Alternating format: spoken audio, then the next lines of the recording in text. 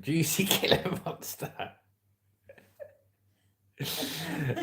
For anyone who joins in today's live stream, thank you very much. If you're watching on playback, we appreciate your continued support. And what we do every morning, Monday to Friday, is live stream news. So reading the latest news now that I've learned how to press refresh on my laptop, so I don't read 3 days old news. In a relaxed format where you get the chance to interact with what we're saying. Morning. My beautiful wife Lucy is here, Morning. aka the weather girl. Oh no. Morning. I've got a sore throat this morning. I don't think anyone's on it, Liz. Yeah, there's one. Yeah, it's you. Oh. It doesn't matter. We're still playing playback, aren't we? Liz goes, "Oh, we got one person on there." I said, "No, that's you. You're looking on your phone." Right. So, I hope everyone's having a good day. If you enjoy the interactive news, obviously you'll be watching this on playback because nobody's watching yet. But it is early. I mean, God, I've just had to drag myself out of bed by my eyelids and wake up. But yeah, it was funny yesterday because yesterday I was that tired yesterday. Hey, good morning, Callum. Thank you very much for joining us. Morning. Yesterday, I was that tired that I started reading the news and I didn't refresh my laptop from Friday's news report because I had my laptop turned off. So for the first 20 minutes yesterday, I was reading Friday's news. You're so silly. You don't get this with the professionals, do you? We're in a relaxed format. Thank you for joining, Callum. You're our first interactive news follower. So if this is your first time, I'm going to read the news and give your comments on it. We can have a chat about it, and it's an interactive news experience. So let's begin, shall we? I'm going to pick the first one today, and here we go. Right. Luigi Mangione charged with murdering United Healthcare's CEO Brian Thompson. Oh. The 26-year-old is expected to be extradited to New York after the shooting of Brian Thompson. So this is the guy that shot that healthcare business owner outside New York, and my stepdaughter was in New York at the time of this shooting. She went out with a school trip. So that was great. She left that day. She arrived, and that day, mate, he had shot this geezer. Like we weren't worried at all, Yeah, were we? so yeah, great. You know what I mean? And apparently he was staying in hostels, and she was staying in a hostel with her college. So it says a 26-year-old man has been charged with murdering United Healthcare's CEO Brian Thompson. Luigi Nicholas Mangione was arrested on Monday after a McDonald's employee in Pennsylvania alerted authorities to a customer who was found with a gun, mask, and writings linking him to the ambush. Oh my God. He had been charged earlier in Altoona with weapons, forgery, and other charges and will now be extradited to New York. He's a dodgy geezer. Yeah, the chance sighting at the restaurant led to a dramatic break-in the fast-moving investigation. Officer Tyler Fry, who has only been on the job for about 6 months, and a fellow officer responded to the call. They asked him to pull down his blue medical mask and recognized him immediately. Officer Fry said, "We didn't even think about it. We knew it was our guy." See, Wow. mate, you're not getting away with that stuff. Do you know what I mean? You're just not getting away with it. It feels good to get a guy like that off the street, especially starting my career this way. It feels great. So the Brian Thompson shooting, what we know. Court documents said Mangione began shaking when the officers asked if he had been in New York recently. Pennsylvania prosecutor Peter Weeks said Mangione was found with a passport and $10,000 in cash, 2,000 of it in foreign currency. Governor Josh Shapiro said that in some dark corners, this killer is being hailed a hero. What? Hear me on this. He is no hero. The real hero, and I've got to say I agree in the story, is the person who called 911 at McDonald's this morning, added the Pennsylvania governor. There you go, mate. It shows you there's some real talent working at McDonald's. Yeah. You know, to see that guy. Kieran says, "Yo, porky pie." Hello, Kieran. Do you like pork pies? Yes, I love a pork pie, Kieran. I'm not too bothered about pork pie, but Justin likes a pork pie. I like a pork pie, mate. I've got to say, I do like a pork pie. I'm not joking, mate. I'm serious. Anyway, Kieran, welcome to the show. I'm going to read out the news, and it's your chance to interact on what we're talking about and have your say. So this is about the New York shooting. So Mr. Thompson, the guy that got shot, was killed last Wednesday as he walked alone to a hotel where United Healthcare's parent company, United Health Group, was holding its annual investor conference. Footage showed the attacker walking up slowly behind Mr. Thompson and opening fire outside the Hilton Hotel in what has been described as a premeditated, pre-planned targeted attack. Shell casings found at the scene where the executive was killed and deny, delay, and dispose written on them. So he's actually written on the bullets that he shot the guy with, the saying of the saying in the healthcare industry if somebody makes a claim, which is deny, delay, and depose to try and get out of paying the money. So so I'm a funny guy. Thank you very much. Funny looking, I reckon, mate. Here we go. So let's get back up here. So that's what they got on that story. What is everybody up to today? What have you been up to? What are you doing? What have you got planned? Are you on the way to work? Have you been to work? Are you coming back? What country are you from? What is everyone up to? Lovely to have you all on the show. Is Pete on here today? Oh, I think you'd know if Pete was on here. Pete, are you out there? Marley, get off my lap. So we've got Lucy doing the weather today. Oh no. And we've got Marley just being a little dog, aren't we, Lucy? Yeah. So I hope you're having an amazing time, and it's good to see the old faces on it and some new ones. So let's get into our next story. Let me have my news reporter water and we'll crack on. So next story, how a vulnerable man was failed by his carer and what it says about a system at breaking point. Sky News investigates a family search for answers after an autistic man with complex needs was able to wander away from his carer, and what it said about the government's plan to reform the struggling social care system. Let's have a look then. So Ben watched nervously as the carer led his vulnerable brother Simon out of their flat onto the busy London street. The short walk to the coffee shop was a highlight of Simon's day, and it was the carer's job to make sure he enjoyed his usual hot chocolate and a warm brownie safely. Simon, not his real name, is 28 and autistic. He also has epilepsy and psychosis. He cannot do anything for himself and has no sense of danger. Oh. Sounds a bit like you, Luz. Oh, thanks. The brothers have forged a strong bond ever since their mother died of cancer in 2020, but Ben's life has been on hold ever since. He has had to quit his career in finance to look after Simon's every need, washing, clothing, feeding him, making sure he's safe. And as the front door swung closed, Ben texted the carer one more time to be on the safe side. Make sure to always stay close to him, especially when crossing the street, he wrote. Double tick of the WhatsApp message turned blue and the carer started typing okay, but it would not be okay. The person Ben had entrusted with his brother, the person whose job it was to care for him, failed that day.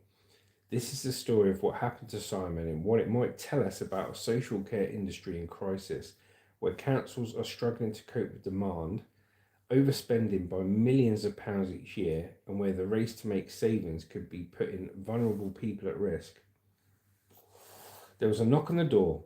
Quite a frantic knock, said Ben, recounting events of that day in May. He said, I went downstairs and realised it was Simon, his brother. He was sweating, huffing and puffing, really upset. I looked into his eyes and could see he was in a kind of sensory overtone. Ben picked up his phone and messaged the carer. There was no reply. Then a few minutes later, the phone rang. It was the carer, sounding in panic. Hello, said Ben. I'm having an issue, the carer said. I went to the loo and asked him to sit down and wait for me to come back. He couldn't believe what he was hearing. The carer had left Simon on his own in a busy shop. Well, he hadn't really left him alone in a shop. He'd gone to the toilet, mate. Do you know what I mean? The carer continued, I searched everywhere. They're writing this like it's some kind of novel. Do you know what I mean? It's a news report. Ben said his brother wandered off and he realised no one was with him. He left the coffee shop and turned up on a busy street. Now completely alone, he crossed a busy road with cars and buses all around him. Then he walked for 15 minutes until he reached home. Ben had so many questions, but in the months ahead, he would struggle to get answers from the council and the care agency that supplied the carer. Back in March 24, Ben was told he could have a carer for 25 hours per week to help shoulder the pressure of looking after his brother. His local authority, Camden Council, paid a provider called Hartwig Care. Both Camden Council and Hartwig knew how vulnerable Simon was. It was all set out in a series of reports outlining his needs. So, basically, lad needs caring. He's 28 years old, autistic, needs a full-time carer, can't be left by himself. The carers took him out. They've gone to a coffee shop. Carer's gone to the loo. When he's come back, mate, he's done one.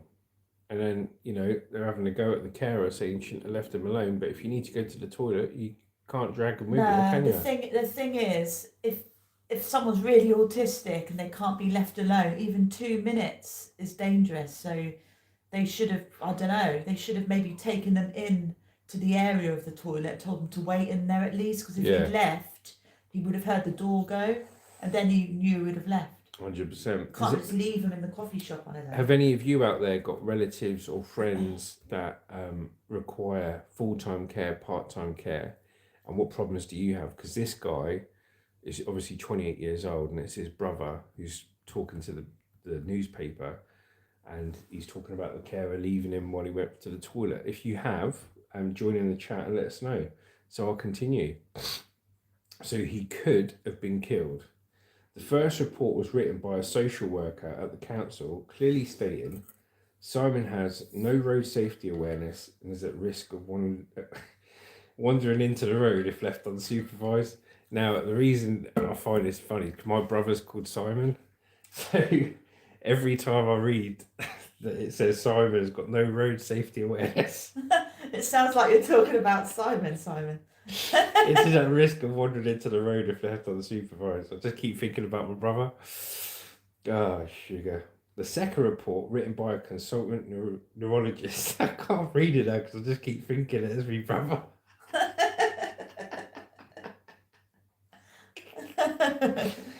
Due to his cognitive disability, autism and epilepsy, he is not able to be alone without supervision. But on the 1st of May, the day the pair walked into the coffee shop, the carer sat Simon down and told him to stay where he was. Oh, it's funny, isn't it? You get something in your head. And no disrespect to the person whose story is, but it just reminds me of my brother. This is what I used to be like at school. Like when you all sat in an English class and you got to read a book with like even people reading different passages to the class. This is what I was like. So you can imagine me when I was 14. They say, oh, Chris, read this, and that. And they go, Justin, can you read the next bit? And I'll start reading. I'll get about 5 lines in, and I'll just piss myself laughing. Just couldn't stop myself. Oh dear. It was a serious incident that Ben believes could have led to injury or even death of his brother, and calls into question the judgment and experience of the carer. It was costing the council £150 a day. The council said that they would have to do an investigation, but I heard nothing back from the council. A spokesman for Camden Council said We'd like to apologise to the resident and their family for the distress that this incident caused. Following this happening, we immediately began a safeguarding review with Hartwig to understand exactly what had happened and what they would do to ensure an incident like this does not happen in the future. Ben says the quality of care did not match the price that they charged, and it just speaks to the greater issue about care in this country. A spokesperson for Hartwig Care said, due to client confidentiality, it is our policy not to provide comments on specific incidences involving our service users. However, we want to emphasise that client safety is always paramount in our service provision. So people are saying they're not getting value for money, okay? But I know people in the past that have been carers. Me? I was a carer. Yeah, like living carers. But I also know people in the past that used to be carers looking for other people. And what they do, they sign up for a carer agency, okay? And they'd be using their own car and their own fuel, which they wouldn't get money back for, to get to each carer's place. Now, let's say they've got 5 clients or 6 clients in a day, okay? And they've got to spend an hour with each client. Well, the private company that they work for is charging that client, say, £40 for the hour. And now the carer turns up. Now, they don't get paid for any of the time they travel to someone's house. So you imagine they're at point A to go to point B. They don't get paid for that time traveling there. They only get paid from the time they turn up to the time they leave. Now, they're traveling to the place, their own car, their own fuel, their own time, their own money. They don't get paid for. So for them to get paid 6 hours work, they probably have to do about 9 hours, 10 hours work, including the driving, this, that, and everything else, and any lunch breaks that they don't get paid for. And the company charges the customer £40 for the hour, but will only pay the carer £12 an hour. Yeah, it's a scam, mate. It is a scam.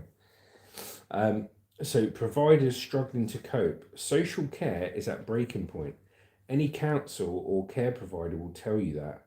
The government knows it, which is why they have said they will reform social care and introduce a new national care service.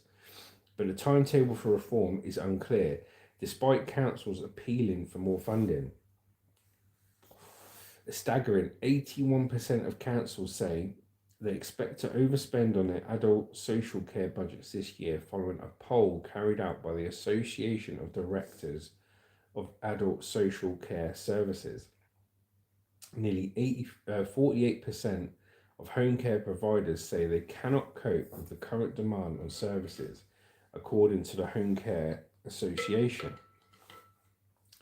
This could go some way to explain why complaints about adult social care to the local government and social care ombudsman have risen by a fifth since 2013.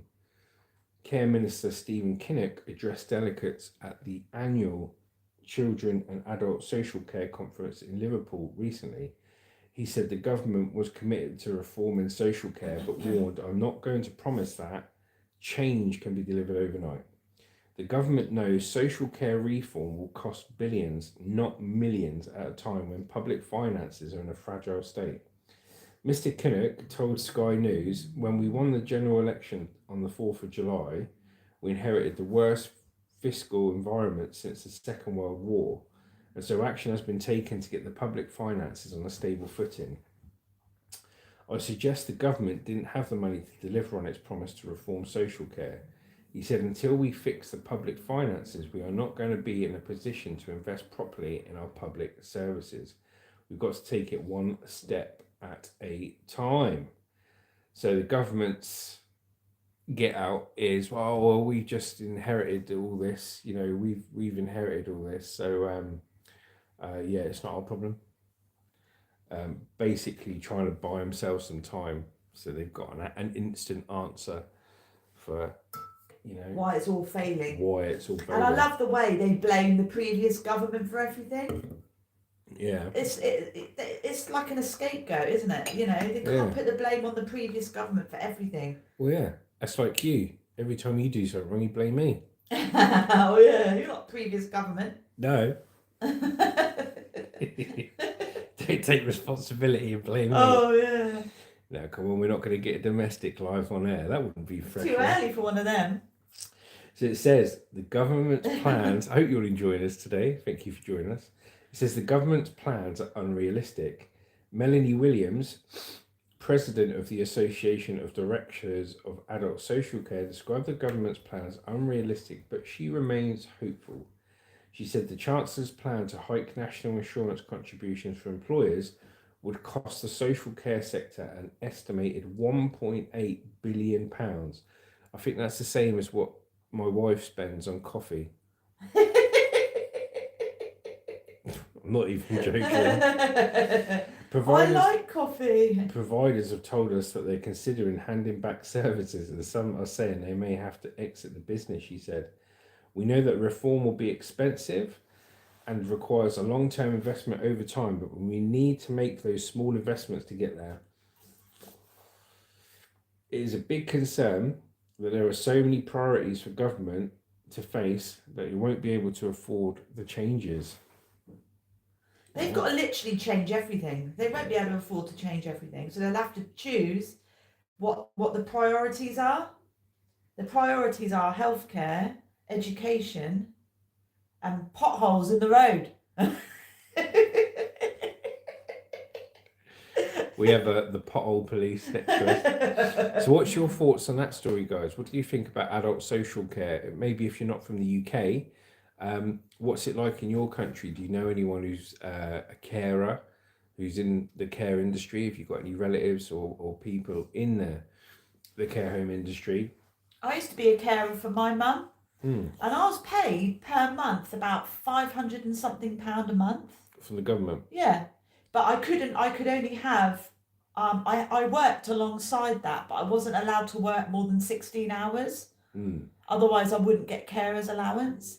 So I had a job alongside my carer's allowance, but I only worked 16 hours, so I could qualify for my carer's allowance. So altogether, I got good money. It wasn't bad. Why don't you text the people? Why don't you put it in a message so people can read it if they can't see you? Or I don't know, hear bloody hell, I can hear from bloody outside the garden. Yeah, they can hear me.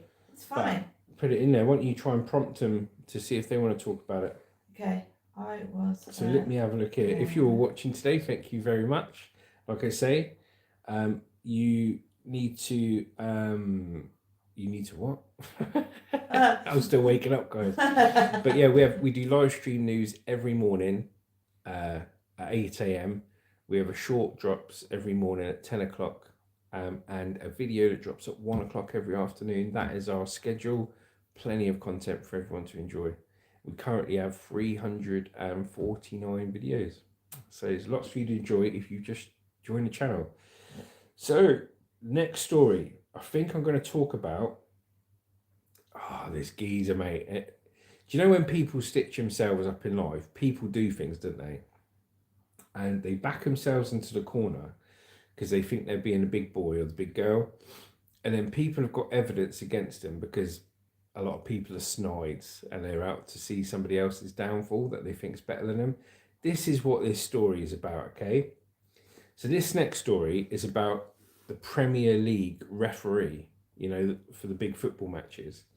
Yeah, his name's David Coote, okay? And this geezer thought because he's this top Premier League referee or whatever, we're going to read the story in a sec, he thinks he can get away with, like, match fixing, basically. So we're going to read into it. You tell me your thoughts on this. So Premier League referee David Coote sacked after investigation into his conduct. The organisation responsible for professional referees in the UK, the Professional Game Match Officials, PGMOL, said in a statement that his employment with them had been terminated with immediate effect. There's a massive picture of his face sideways. Premier League referee David Coote has been sacked after an investigation into his conduct. A video emerged last month of Coote, 42, appearing to make derogatory remarks about Liverpool football team and their former manager, Jurgen Klopp. I think Jurgen Klopp's German, isn't he? Yeah. Yeah. The organisation responsible for professional referees in the UK suspended Coote after the video emerged on social media. The UEFA Referees Committee also suspended Coote pending an investigation after a video appearing to show him snorting a white powder. What was it, talcum powder? I wonder what that white powder could be. Was it talcum powder? Was it Lucozade? During this summer's Euros in Germany, where he was officiating, was published by the newspaper. In a statement released on Monday, the PGMOL said, following the conclusion of a thorough investigation into David Coote's conduct, his employment with PGMOL has been terminated today with immediate effect. David Coote's actions were found to be in serious breach of the provisions of his employment contract, with his position deemed untenable. Supporting David Coote continues to be important to us and we remain committed to his welfare, the PGMOL added. Coote has been a Premier League referee since April 2018, has a right to appeal the decision to terminate his employment according to the PGMOL. So let's have a look at the timeline, okay? So November the 9th, so timeline of allegations against David Coote. November the 9th, Coote referees Liverpool 2, Aston Villa 0. November 11th, an unverified video of Coote making derogatory comments about Liverpool and their former manager Jurgen Klopp circulates on social media. PGMOL suspends Coote and launches an investigation. November 12th, FA begins its own investigation into the Coote video. And same on the 12th, Chief Referee and Officer Howard Webb says on a programme Match Officials mic'd up and the PGMOL was taking the incident very seriously. November 14th, PGMOL says it is aware of a new video appearing to show Coote snorting a white powder while reportedly working at Euro 2024. November 27th, FA investigating allegations Coote discussed giving a yellow card before the game, as reported by The Sun. Coote refutes allegations, and on the 9th, he is sacked by the refereeing body. In the initial unverified clip, which led to Coote's suspension by the PGMOL, the referee is seen describing being the fourth official during a match involving Liverpool FC. Asked what he thought of the game, the Nottinghamshire-born referee said Liverpool were not very good. When asked what he thought of Klopp's, he replied, absolute, not very nice. Asked why he would describe the German manager in that way, he is German, he continued, aside from having a right pop at me when I reffed them against Burnley in lockdown, he then accused me of lying, then just had a right F pop at me, and I've got no interest in speaking to someone who is F arrogant, so I do my best not to speak to him. He later suggested he liked former Liverpool player James Milner, describing him as all right. In a second clip shared online, Coote said, just to be clear, that F last video can't go anywhere. So he knew he was being filmed, and so yeah, make sure you don't sell that, don't sell that video to the press for thousands of pounds, will you? They're like, yeah, all right, mate, yeah. He's a dodgy geezer. In November, the Football Association launched a separate investigation into allegations that Coote discussed giving a yellow card ahead of the Leeds match in 2019. Coote insisted nothing improper took place in regards to the claims and that he strongly refuted the false and defamatory allegations. The FA previously said it was investing the allegation as a matter of urgency. So there's two things there. Well, more than two things. One, he thinks he's Billy Big Bollocks, He sat there with his mates, snorting some white powder, having a beer.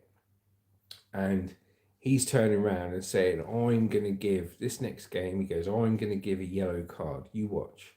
Right? Now that is dangerous territory.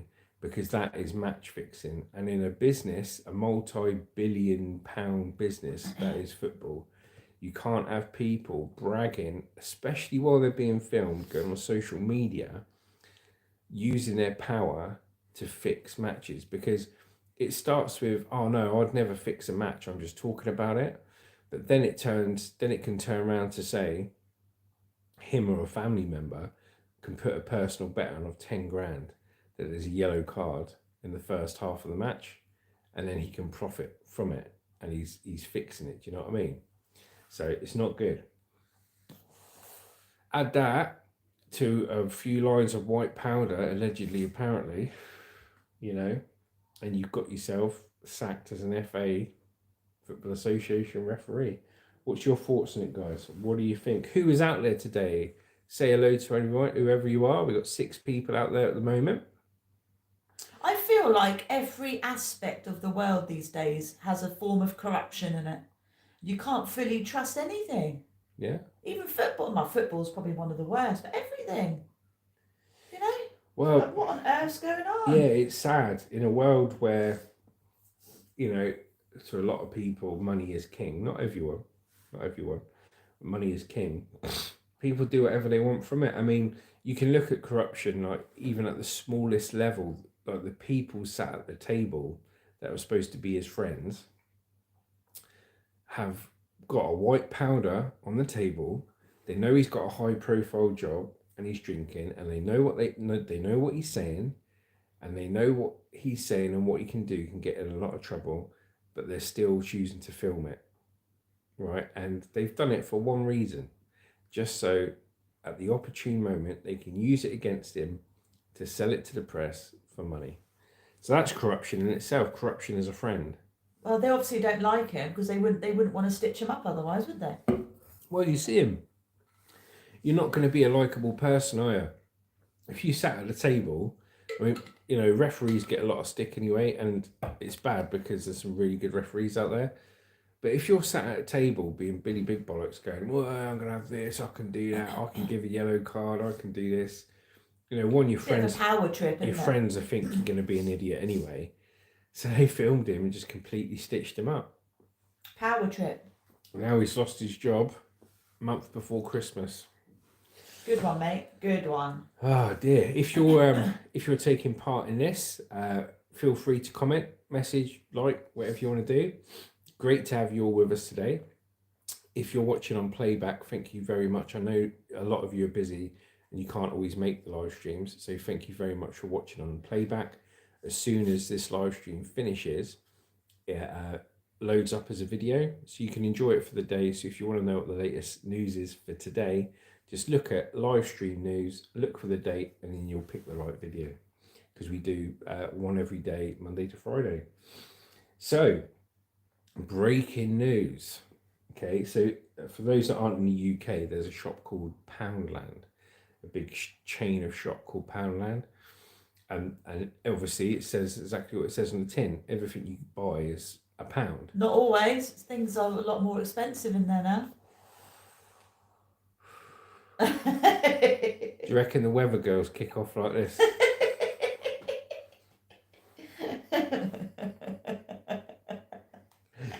No, sometimes things are £2 just.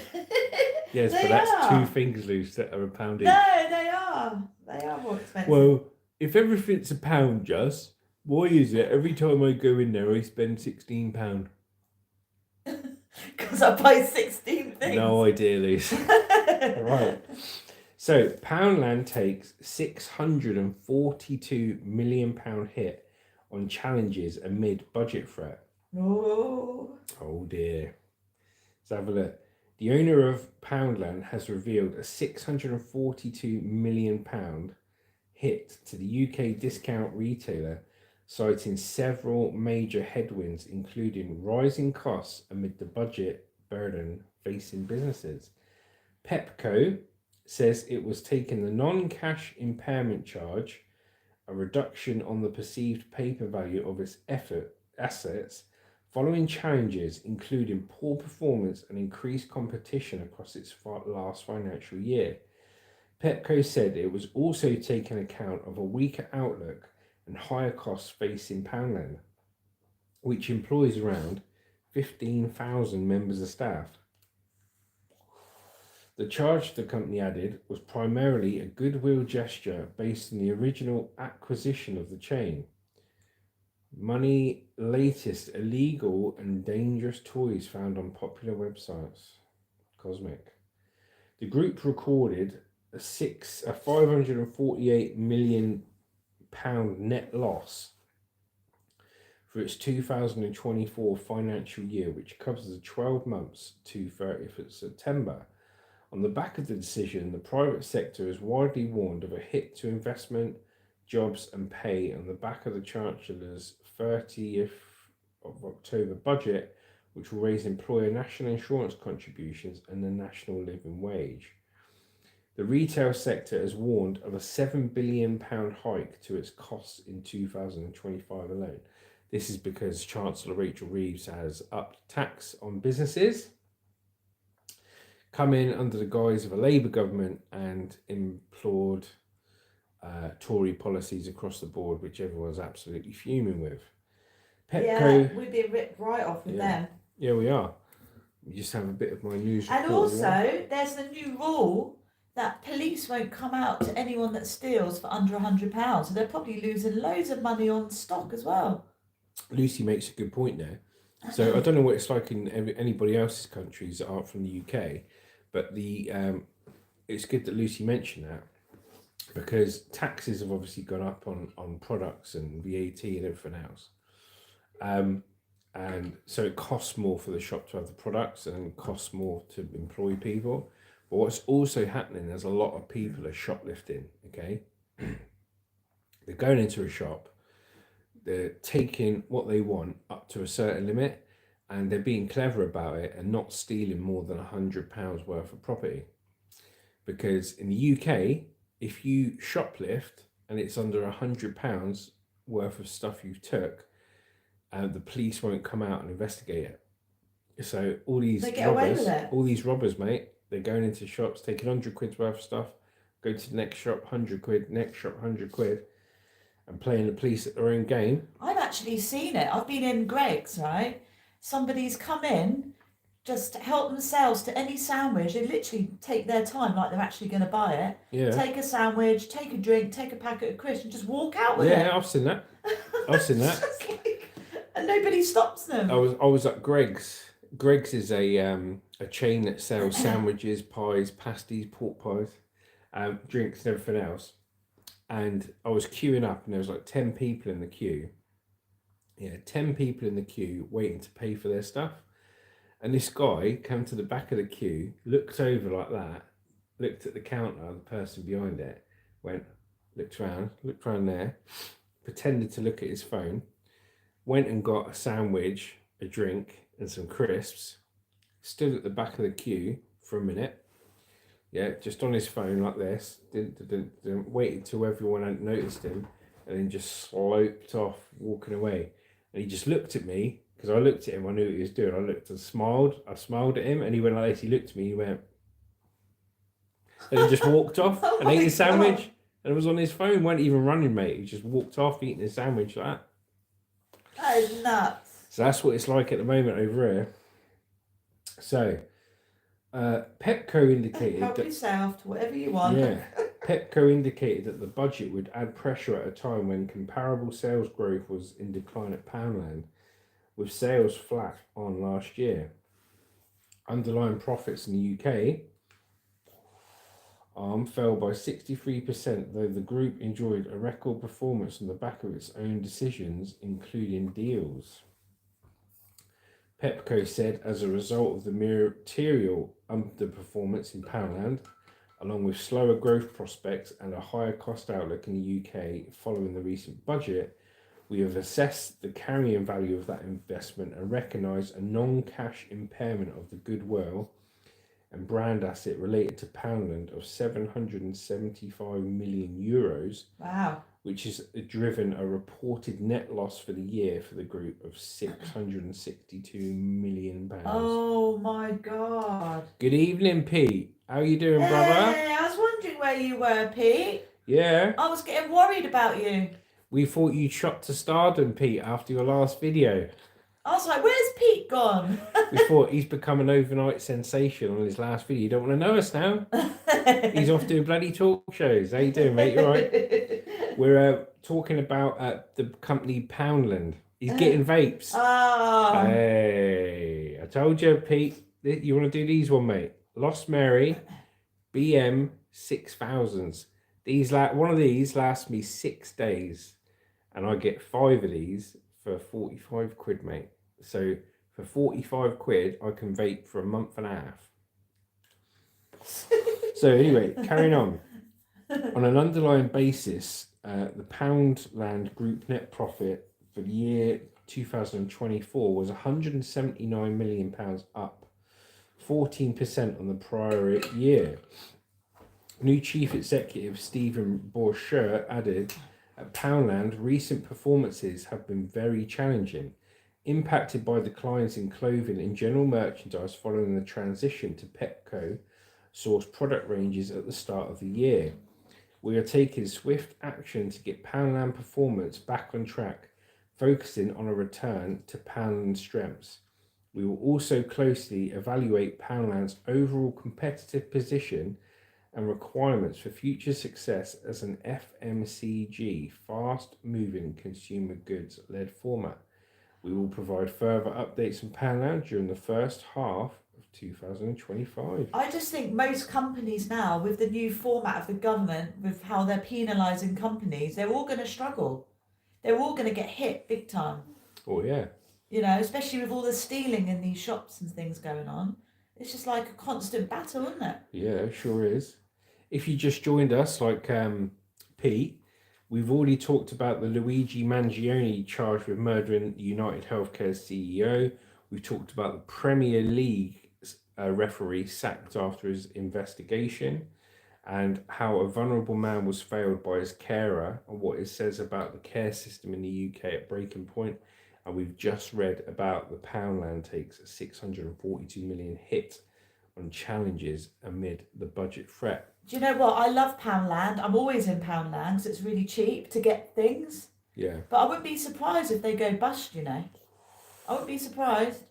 Especially with the new government attacking all the businesses. Yeah, let me just talk to Pete here. So Pete says he's getting vapes. He just bought a 25,000 puff for $60 and a 9,000 puff for $45. Wow, that's cool. Yeah, and dollars are double what the UK is, and it's a $45 is 22 quid, and that's 30 quid. Yeah, sweet, mate. Go for it. Do you puff Lost Mary, Pete? Or which one do you puff? I want you text on. I'll text her. Yeah, Lucy just said she's going to text you now, but I'm an advocate for these. I used to do the smaller ones, yeah. I used to do the 600 puff ones, but they're terrible. They don't even last a day. You use Alibaba by the looks of it. Oh, what's If that? you haven't tried these, if you haven't tried these, I guarantee you, Pete, once you try a Lost Mary, whatever flavour you want, the flavours are so good, and they're really reliable pens as well. You only get the odd couple that go haywire, but these ones you can charge up. You've got like a removable juice bit there. So there's your removable juice. There's a removable battery there. Your charge point there is USB Type C. And then if I go like this, that's the screen you get. It says 100% battery. So you want to try one of these, mate. I guarantee you, best flavours around, mate. Best flavours around. Let's have a look here. So what have you been up to then, Pete? Because if for those that are watching, I'm speaking to Pete. He's got a channel called Adventures in a Ute in Melbourne, Australia. Does POV walks, trips in his car, and goes to like Steam shows and that. He's only just started and he's got a few shorts. So be sure to watch Pete's channel, Adventures in a Ute. Apparently vapes have been banned in Australia. Are they? Yeah, let me read his comment. Yeah, I did read his comment. So yeah, are they banning them? Are they just banning certain types? Over in the UK, he's sitting in his ute at the moment. Ah. So in the UK, they're banning, you know, the disposable ones that you can't charge up. They're banning those in June. But this is how they've got around it, because it's got a removable battery in a pod. So it's technically not disposable, but really it is. But it's not as disposable because it's got a built-in coil. Now you can't change the coils on these, which means they're good for about 2-3 weeks max. But it's a lot better than those disposable ones, 600 puff ones, that you vape on and chuck away after 8 hours use. They are bad for the environment, so I'm glad I've stopped that. But let me just have a bit of my professional newsreader reporter water. So, as I'm speaking, I've got Luce here next to me. She's on the messaging, so feel free to message away at Will Pete whilst I'm reading. And anyone else, if you're taking part, feel free to comment and interact with the news. So next story, we only can get a certain vape from the chemist, but 2 flavours. Fair enough, my mate. So Nassim Saadi, criminology student who butchered a woman on Bournemouth Beach, asked lecturers about self-defense for murder before the attack. Oh, there's premeditated. A trial told. God, this is close to home. Winchester is just around the corner from us at Winchester Crown Court. Oh, God. Winchester Crown Court heard Nassim Saadi also asked lecturers about how long DNA stays behind. The defendant, who has pleaded guilty to failing to provide his mobile phone code to the police, denies the charges of murder and attempted murder as the trial continues. A criminology student on trial for the murder of a woman on a Bournemouth beach was asked by his university lecturer, "You're not planning a murder, are you?" a jury has heard. Nassim Saadi from Croydon, South London, is accused of the murder of Amy Gray, 34, and the attempted murder of Leanne Miles on Durley Chene Beach in Dorset on the 24th of May 24. Opening the prosecution's case, Sarah Jones KC told jurors how Saadi, 20, was a student at Greenwich University in London. She described he would ask lecturers questions about self-defense and murder and how long DNA stays behind. God. Let's watch CSI, mate, you know what I mean? When asked by one of his lecturers, "You're not planning a murder, are you?" he did not reply. Oh, God. Winchester Crown Court heard how personal trainer Miss Gray and Miss Miles, who was 38 at the time, were attacked while sitting beside a fire on the moonlit beach shortly after midnight. And Mr. Jones says perhaps he wanted to know what it would be like to make women feel afraid. Perhaps he thought it would make him feel powerful, making him interesting to others. Perhaps he just couldn't bear to see people engaged in a happy, normal, social interaction, and he decided to lash out, to hurt, and to butcher. God's sake. With purpose, slowly, stealthily, and quietly, when he thought no one would observe him, he hovered at the edges of the promenade, then stepped onto the sand and walked directly towards the 2 women with a knife in his hand. Oh, my God. Miss Jones added, in an act horrifying in its savagery and in its randomness, he stabbed them both multiple times, chasing after them as they tried to escape or divert him from the other, and he continued his attack. He left them on the sand to bleed to death whilst he moved away and tried to disappear back into the shadows, away from the glare of the street lights or the moonlight, and back into anonymity. Oh, my God. So, 2 women sat on the beach, around a beach fire, having a good time, friends. Absolute rando turns up and just starts butchering them. Kills one, butchers him to death, and the other one attempted murder. And I think she's obviously got away. See, this is why I've learned karate and self-defense. If someone comes to attack me, I know what to do. Yeah, well, you got to do more than watch Karate Kid to learn karate. I've done more than watch Karate Kid. My brother's a black belt in what's it called? Wing Chun. Wing Chun. Yeah. So he's taught me quite a lot.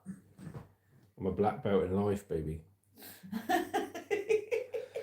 So the murder accused saw slasher movie. So, that's a big surprise, isn't it? He's seen a movie about killing people before going out and killing people. Oh, God. Who knew? Who thought that there was an actual link between it? The jury also heard how in the days leading up to the attack, Sadie had gone to the cinema to watch The Strangers, Chapter 1, described by the prosecutor as a slasher movie where the male and female leads both get stabbed. Miss Jones said, "It suggests, doesn't it, that the defendant gravitated to what he likes to watch or sought inspiration or encouragement from what he saw."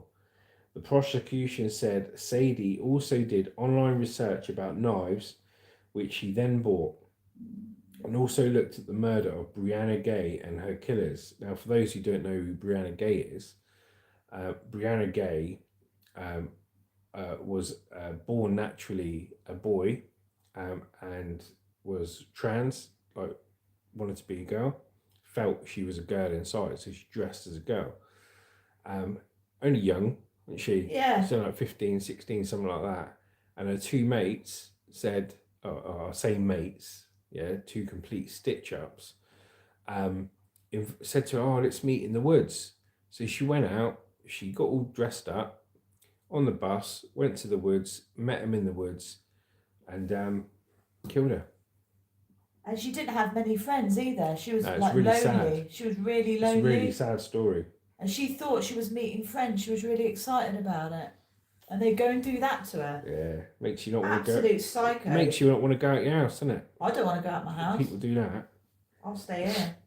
So she added, in March, he researched, why is it harder for a killer to be caught if he does it in another town? It's not very clever, this guy, is he? The merits of one weapon over another, swords or daggers over knives, or which is the deadliest knife. The barrister said Sadie also researched Bournemouth Beach and how many people visited, and whether it was open at night, as well as about which hotels accepted cash payment and did not have CCTV cameras. Miss Jones said that on each of the evenings that he stayed in Bournemouth, Sadie walked at night along the promenade to Dirty Chine for what she described as a recce of the area. The prosecutor added that a search of the defendant's home by police found a number of knives which showed his fascination with them, as well as latex gloves, a torch, and a black balaclava. Oh my God. Sadie, who pleaded guilty to failing to provide his mobile phone code to the police, denies the charges and the trial continues. Now, Dorset Chine, it's a little beach area down in Dorset, and he's gone out there. He's probably thought, I'll get away with it if I do it here. There's nobody about. There's CCTV everywhere. Not good, is it? And the person that survived, obviously, could report what happened. Not good. Not good at all. I don't know what goes through people's minds, honestly. It's absolutely crazy. Yeah, not good. So Pete says you can only get certain vapes from a chemist, but 2 flavours. Imagine having to go to the chemist to get your vapes. Yeah. Mate, a lot more free around here. Banana just bought a Skittles and Hubba Bubba grape Skittles. Sound, mate. Good choice. Good choice, Pete. So, Pete, are you doing any filming? I know I'll get my head around the time difference. I know you finished work and that. Are you doing any filming at all? And what I can suggest, Pete, as well, maybe on one of your next videos, because it'd be good to see you as well. Why don't you do a little intro and just say hello to everyone and this and that? But it'd be really cool to see you and say hello. And then maybe we might get more people on the channel and they can relate your channel to who you are. But I understand if you want to do a faceless channel. Lots of people want to do faceless channels. But yeah, enjoying your content, mate. So keep up the good work. Right, let's have a look. I'm going to have a look a bit at entertainment now, I think. Let's have a look. Don't want to scare you. Don't want to scare you, mate. It can't be any scarier than Justin. Yeah, mate. This is me, like, in the morning, mate. It don't get much scarier than this. And the beard and my hair covering 50% of my face, you know what I mean? There's a reason. Let's have a look at a few of the entertainment.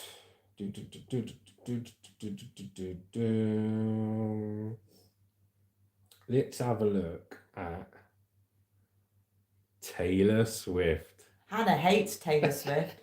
She absolutely hates Taylor Swift. Taylor Swift must be the best singer in the whole world. Not. She's so overrated, that girl, honestly. Are you a Taylor Swift fan, Pete? No. What's your favourite Taylor? Do you know what? I couldn't name one Taylor Swift song in my whole life. Could you? Love Story. What do you mean, love story? There's a love story. It says. Copyright, no. Copyright. It's a love story song. Sure, that ain't Harry Styles. No. Oh, Harry Styles. Right, let's have a look. So Taylor Swift wraps her record-breaking Eras tour in Vancouver. Made up of 149 shows spanning 5 continents, the tour has become the highest grossing of all time and the second most attended, seen by 10.1 million fans around the world. Now, whether you like her or whether you hate her, you have to respect Taylor Swift. Do you know what? She's got a good promotions team. That's all I can say. She is her promotions team. She must have had a good promotions team. Yeah. So they've pushed her to be where she is. She's got rights to all her own music. She's managing, she's touring, she's doing this, she's doing that. I mean, she writes her own stuff, doesn't she? Yeah, of course she does. So I have respect for her for that, but she is overrated. 100% overrated. Pete says, you're lucky you're in England, lol. Bloody Taylor Swift. Pete loves Taylor Swift. Pete loves Taylor Swift. So everyone who's watching, the biggest Taylor Swift fan in Australia is Pete. I'm really brave because I'm in England, Pete. I wouldn't be saying this if I was in Australia. Let's have a look.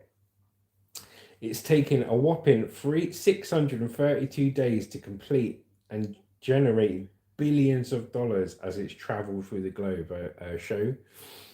But now Taylor Swift's Eras tour is finally over. He's on the smoko, so leave me alone. I'm on the smoko, so leave me alone. Love it. Love the chats. So yeah, before I get into the story even more, like I say, you love her or hate her, I haven't really got an opinion about her, but I do respect her business acumen. Does Pete like her? I don't think he does like her, Luce. Luce can't tell from your comments whether you like her or not, Pete. After all that, she just said to me, does Pete like Taylor Swift? I'm thinking he don't, Luce. He's on smoko, so leave him alone. Right. So yeah, you've got to respect her business acumen. She is the top of her game, mate. She is making an absolute fortune out of it. You know, well done to her. That's what I say. But anyway, let's get into the story. So kicking off in Glendale, Arizona on the 17th of March last year and finishing in Vancouver, British Columbia on the 8th of December, it was perhaps bigger than even Taylor Swift could have ever dreamed. Made up of 149 shows, each running for around 3 hours, the elaborate performance featured multiple costume changes and see a set list of more than 40 songs. Now, let me tell you, was Lucy an E17 fangirl? Yeah, she was. No, I wasn't. I didn't like them. She was. I was not. Brian Harvey, mate. No. Now, I can tell you, as somebody who used to be a semi-professional singer going around pubs and clubs, she's singing 40 songs in a 3-hour set, maybe multiple shows a day, is not easy. Okay, so I've got respect for her for that. Spanning 5 continents, the tour has become the highest grossing of all time and the second most attended, seen by 10.1 million fans worldwide. It was narrowly pipped by the Post by Coldplay with 10.3 million expected to attend their 175 shows. You imagine doing 170 odd shows, right? And you do 10.1 million viewers on all these shows you do, and then you get picked by the post by Coldplay, who've got 10.3 million viewers. I'm pretty sure she wished she'd done another couple of shows. So she was serenaded with happy birthday by the Vancouver crowd ahead of her 35th birthday next week. An emotional Swift called it the adventure of a lifetime and the most thrilling chapter of her entire life to date.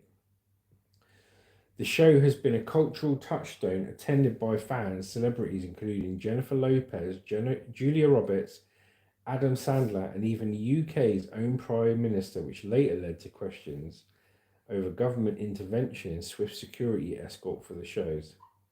Yeah, it helps if she chucks them a couple of tickets worth 10 grand each for him and his wife to film Poor the show. old Keir Starmer, right? Can't do anything without people attacking him. Literally, everything he does, somebody attacks him for it. Mate. I know. Pete goes, oh my God, not Kylie and Jason. I live a very sheltered life.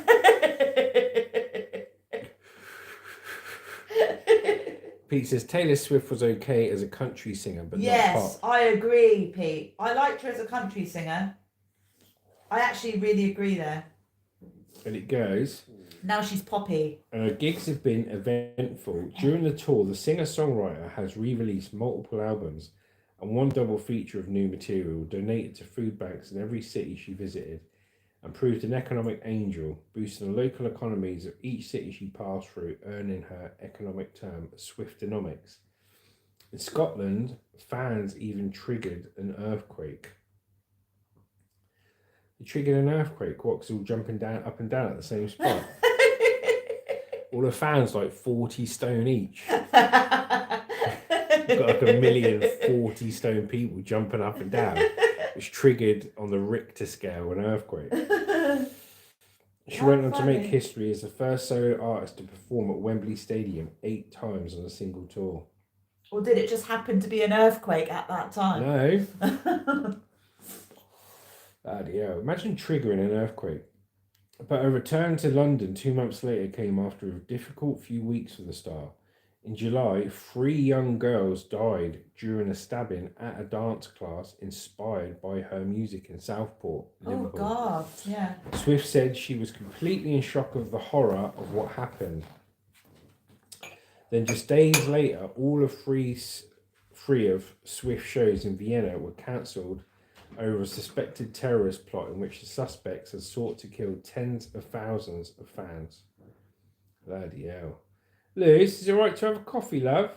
Coffee? Yeah. See, we haven't got a crew making coffee. It's my beautiful wife has to make coffee. So yes, and then Pete goes, yeah, they all farted at once. Pete said they had an earthquake because they all farted at once, Liz.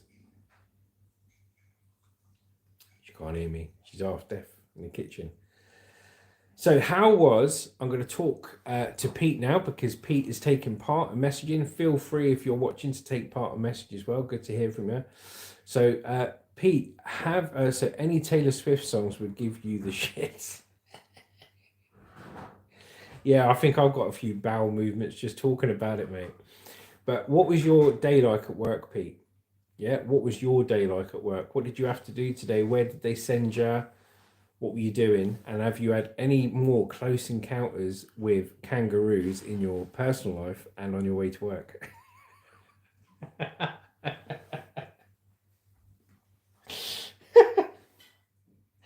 I'm only being this brave, Pete, because I'm in the UK, mate. I'd never be this brave in Australia. I'm just waiting for Pete's response. In between his grape bubble vaping, sitting in his ute. And we'll look at one more story. One I'm waiting. So Pete says mentally it was draining. Yes, mate. I know what it's like. Like I said, I was in the army for 8 years. Absolutely just hate having a boss. And I hate fixed work schedule, work time, same work day in, day out. It does my head. That's why I've been self-employed the last 17 years. And it's now why I'm putting all my focus into YouTube, because You get to choose your hours, you work, what you talk about, what you do. Oh, here we go. We got a straggler there. There she is. Hello. Pete thought it was a wallaby falling out of a tree. No, it's A just koala, Lucy. actually. Yeah, it's just over the company's BS. Yeah, I know, mate. Yeah, I've got mates, down here that they're refrigeration technicians and that, so they fix all the fridges and the freezers and stuff for like big supermarkets. Highly skilled individuals. Do all HVAC and stuff like that.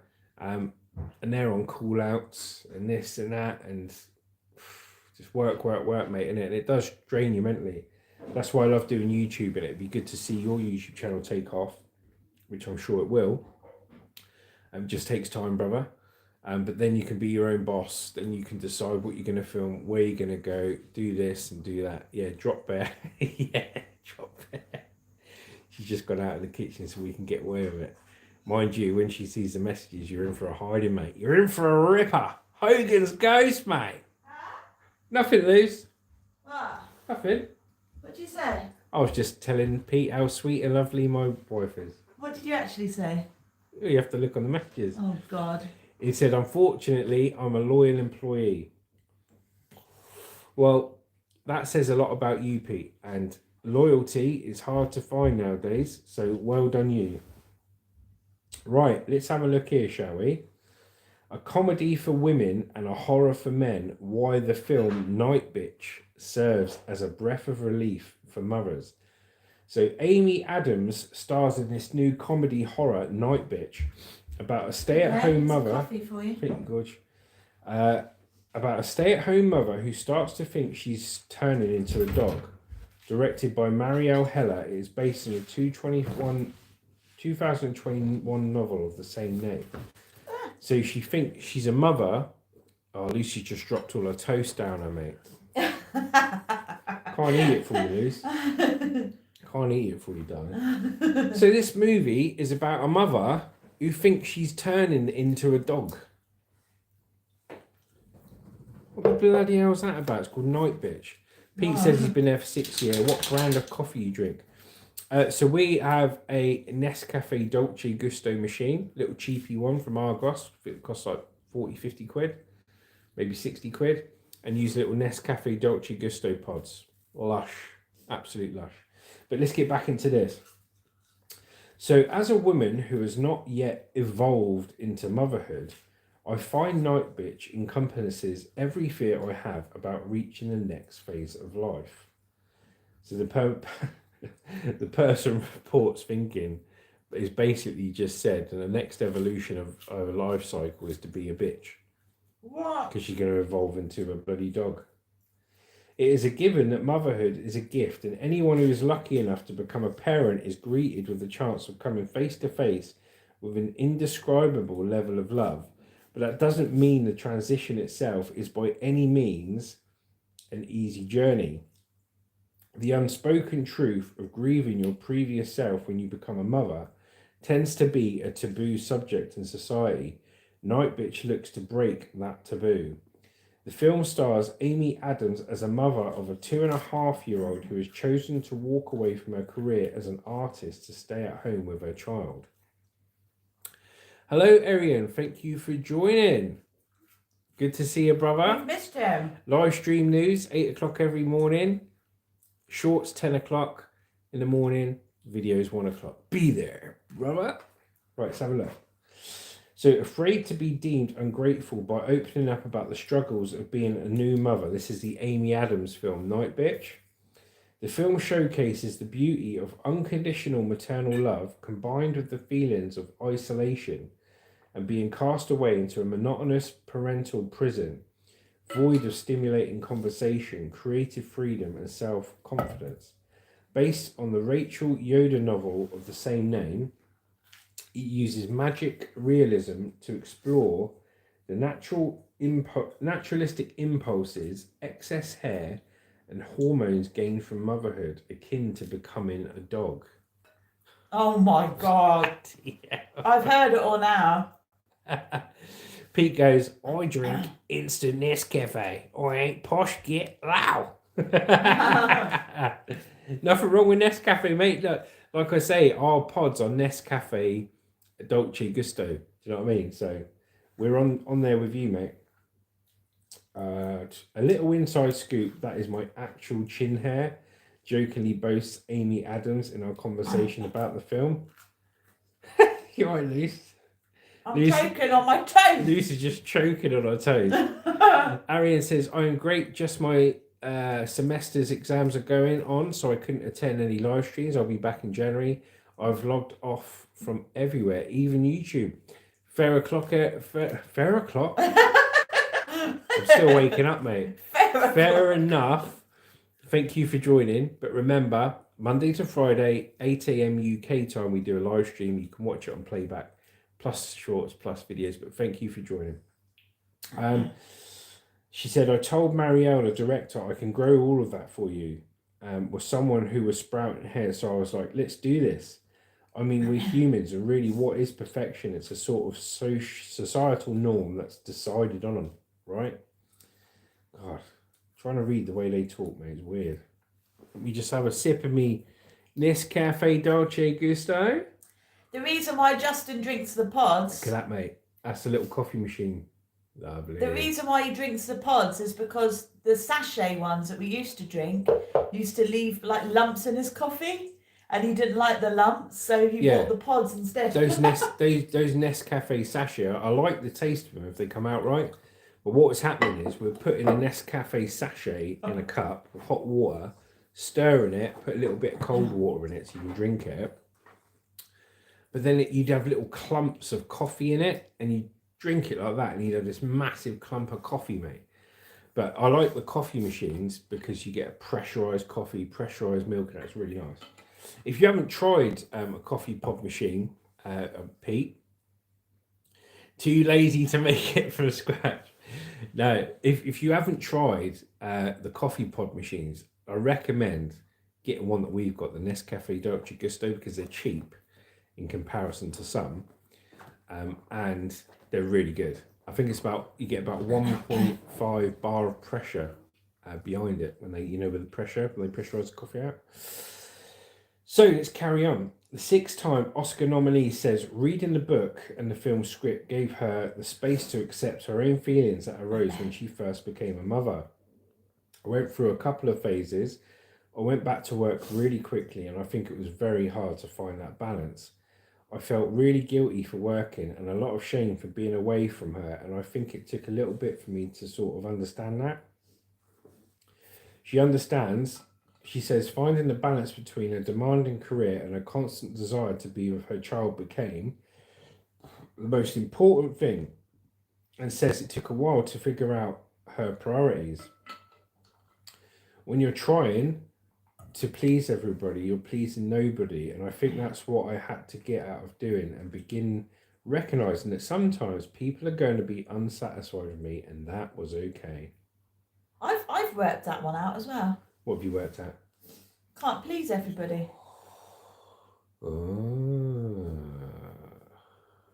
You can't. If you try and please everybody, you end up pleasing no one.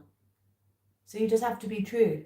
What's where you just go around pleasing nobody anyway? No, you have to just be yourself, and don't just go around just trying to please everybody, because you end up not pleasing anyone. You end up not pleasing yourself either. Well, I think that was great, darling, and I appreciate your input.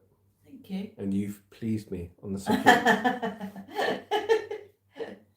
Pete says, yeah, I have. So the Uncharted actress says her goal in that Night Bitch creates an open space for women to openly voice their feelings. I hope that when people see this film, they really feel like they can start to have those conversations, because I've been getting a lot of responses from people where they're finding it very personal and they feel like they're getting something off their chest, and that makes me really happy. Scott McNairy plays husband in the comedy Horror, who continues working in a job that keeps him away from home days at a time. He's not a villain in the story, but simply a man who lives blissfully unaware that his wife's life is no longer her own, and now revolves around the child they brought into the world.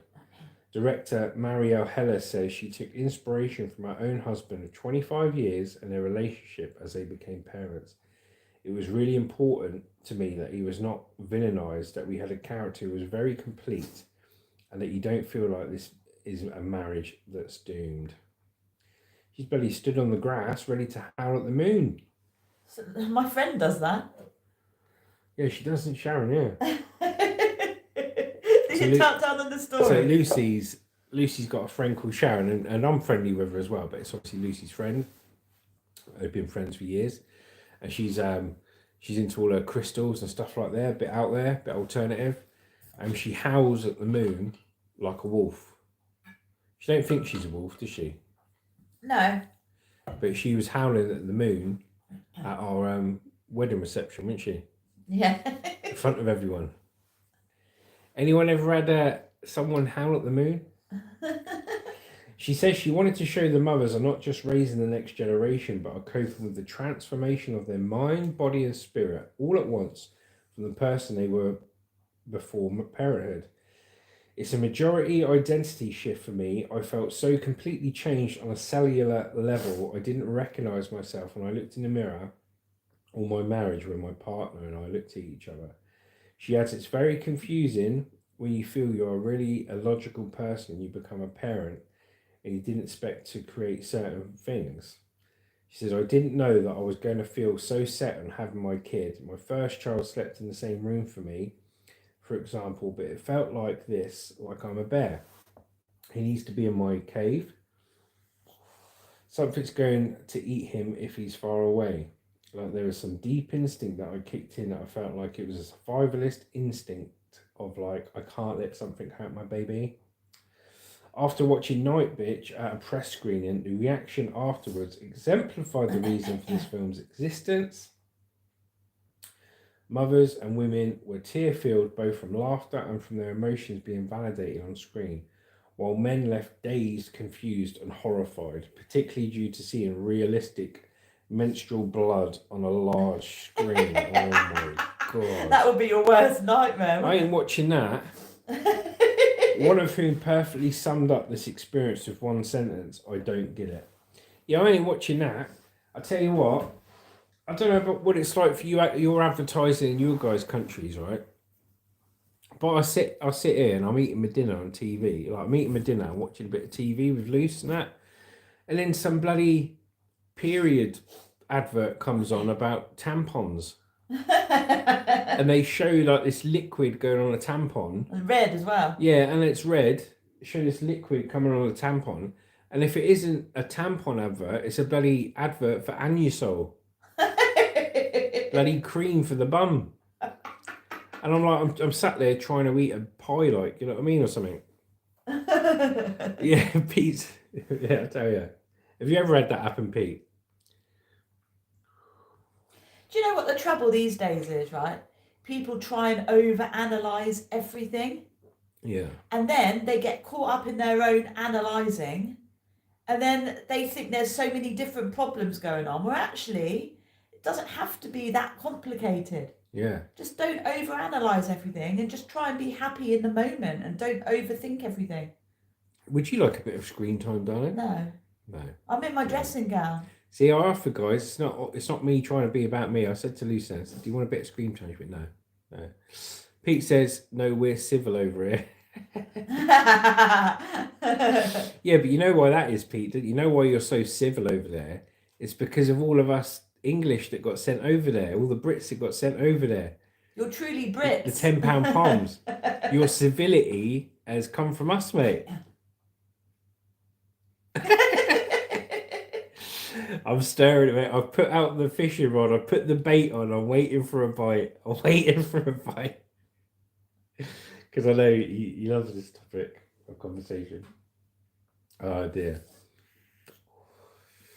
So, Pete, that's what I wanted to talk to you about as well. So, when we first saw you, Pete, you had a couple of shorts on your channel, and you were called Peter W.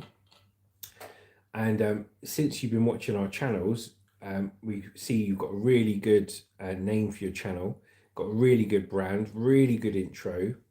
You've created multiple videos and you've edited them with music. So we're going to give you a big round of applause, Pete. Well done, Pete. We appreciate what you're putting out there. And did you take any inspiration from our channel, Lucy's channel, Hannah's channel, before producing any of those videos, or did you just sit down one night and think about it? It'd be interesting to find out, my mate. While I'm waiting for Pete's response, I'd like to thank absolutely everyone who's took part in today's live stream news. If people are tuning in for the first time and thinking, what's this about? I could just watch the news on the TV. Yes, you're right. You could watch the news on the TV.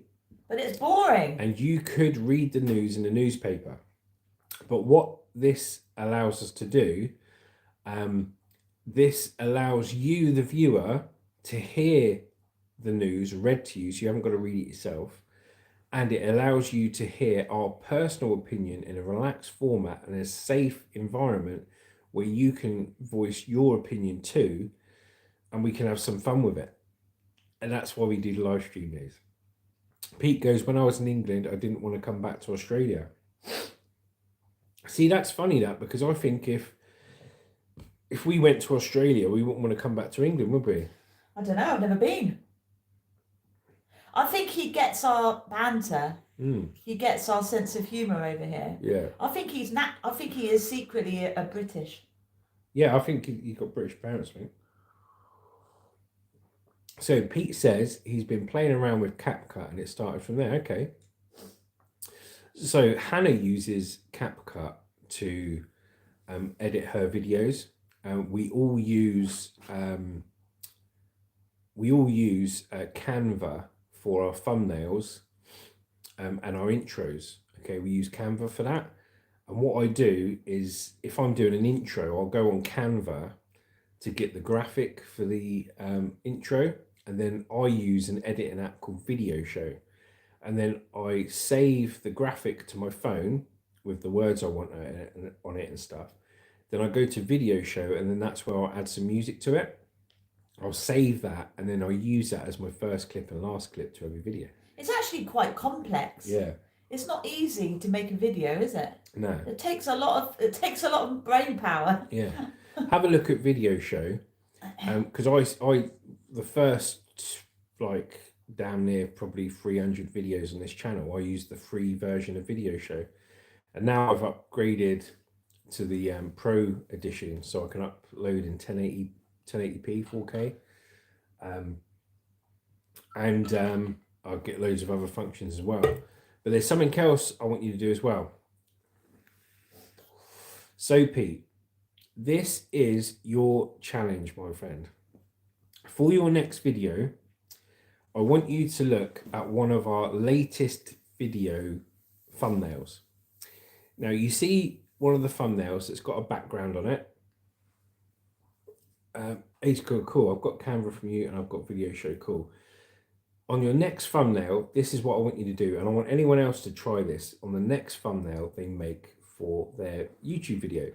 I want you to go and download a app called Bazaart. Okay, Bazaart. It's free of charge. Just download it. It's called Bazaart. Okay, this app is going to allow you to take a photo of yourself. So you see this image of me in the screen. It allow me to take a photo of myself, and it's very simply, you go on there, you press the plus button, new project, photo. Okay, this photo would come up, and then you just press a button that says remove background, and all this disappears and you're left with a superimposed image of yourself. Okay, and that's on Bazaart. This is a free lesson from you. Okay, so download Bazaart, Bazaart. Take a photo of yourself with a background, press remove background, and it will remove it. Save that image onto your phone. It's very simple, just press save. Then what I want you to do is come out, and I want you to go on Canva. Okay, and what you're going to type in on Canva is YouTube thumbnail. Create design, YouTube thumbnail. Now, once you do that, it will come up with a white canvas, and then it will come up with selected backgrounds. Some are free and some cost money. Okay, and I want you to either pick one of the preset backgrounds, or a picture that you've took as the main background for the photo, okay? And we're going to build it up in layers. And then you pick the background, and then you can adjust the brightness and that, it's all there. And then what I want you to do is go on, it says gallery, which is your phone, click gallery, click a photo, and it says add to page. Add to page, that will put a superimposed photo of yourself on the Canva background. You can then adjust its brightness, where it is, position, and then imagine now you've got a background, and now you've got a picture of yourself going like that. And then what I want you to do is go down and press text, insert text, yeah? Pick headline, type whatever you want. You can adjust the size, the text, the color. And once you've mucked around with it, so you start off with a background, then you start off with your superimposed picture from Bazaar, and then you add the text. Once you do it, upload the design to your phone, and do this before you upload a video. Save it as an image, and that is how you will get a professional looking thumbnail for your next video. So have a play with that, around with that, Pete. I reckon you'll be able to do it. Piece of piss, mate. I can't do it yet. It's a bit complicated. Yeah. But I just do basic thumbnails at the moment. It's one of those things, right? It's one of those things. Now, you can go back when this video uploads as a video, you can fast forward to this bit and hear the instructions again. It's one of those things. It seems really hard before you do it, and it took me a while to get my head around it. But once you do it, it's second nature, and your thumbnails and everything just go up a notch, just improves from it, you know. So that's what you should do is have a little play around with it, and because you could take like a nice photo of the Australian landscape as your background, superimpose yourself on it if you want to be in the shot, put some text, highlight it, brightness, or superimpose anything into the shot. If you see a kangaroo, you could superimpose a kangaroo onto it. Kangaroo, mate. It doesn't have to be yourself, it can be anything. Yeah, it could be anything you want. You could be talking about a car, and you could take a photo of a car and superimpose a picture of that car onto anything. An Australian desert background. And a top tip as well, if you're looking for cool backgrounds, say you want a jungle background, just go on Google, type in jungle on images, look for the ones that aren't licensed, click on the photo, do a screenshot on your phone, and then in the editing app in your phone, crop the part of the photo you want, save that as an image, then that's your background. All right, top tip. Anyway, I think that's going to be it for today. Once again, thank you to everyone who's joined us on the live stream. Thank you to everyone who's watching this on playback. And thank you to everyone who subscribed, remained subscribed, viewed, and shared and liked. That's how I did my last thumbnail on video. Yeah, that's cool. And just keep playing around with it, mate. My thumbnails, I used to pull a photo out of a video. I used to just chuck it up there, but I had to teach myself how to do it, and I put it off for so long. But it seems like you're already doing it, mate. So onwards and upwards, brother. But thank you for everyone who's watching, everyone who's sharing, liking, commenting, super thanks in, and just being a part of this community. You have no idea. Yeah, and you have no idea how important you are to this channel, and how important it is to us to actually connect with a genuine community of people that genuinely like us for who we are, and we genuinely like you for who you are, even though we've never met. How cool is that? Yeah, it's cool. Good, isn't it? So anyway, guys, take care. Look out for the next short dropping at 10 o'clock. Look out for a video dropping at 1 o'clock. And look out for the next live stream, which will be either 8 o'clock or maybe 9 o'clock tomorrow, because it's getting a bit early, mate, you know. Maybe 9 o'clock tomorrow, but you'll see, because I'll schedule it to come in. Pete says, I've got a 30-minute drive home, and he goes, again, your subs have gone up again. Yes, we must be doing something right, Pete, because, you know what it's like trying to build a channel. as we all do. Very appreciative for every subscriber and every watcher.